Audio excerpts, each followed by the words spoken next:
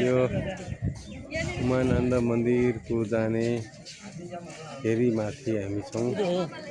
यो माथि पहाड यो मन्दिर छ। ब्रह्मपुत्र नदीको भङ्गालोको बिचमा अवस्थित यो उमानन्द मन्दिर यो प्राचीन कालीन मन्दिर यो सत्ययुगदेखि को कैरनमा कथामा आएको यो स्थलले पनि यो त्यत्तिकै पवित्र, त्यत्तिकै व्यवस्थित, त्यत्तिकै सुरक्षित यो ब्रह्मपुत्र नदीको बिचमा रहेको।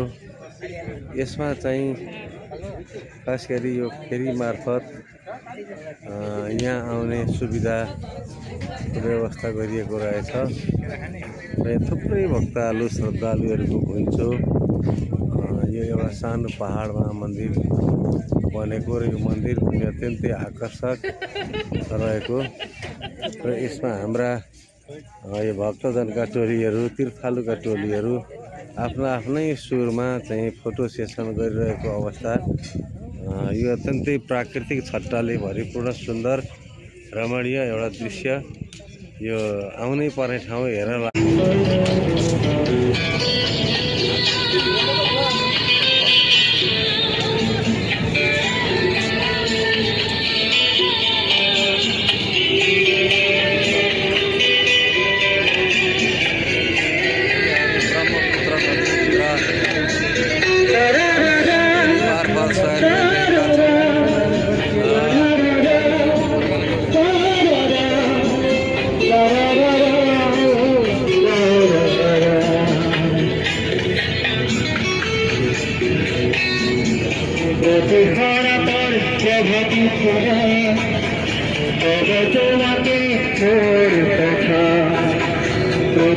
खाली लिखा चले तो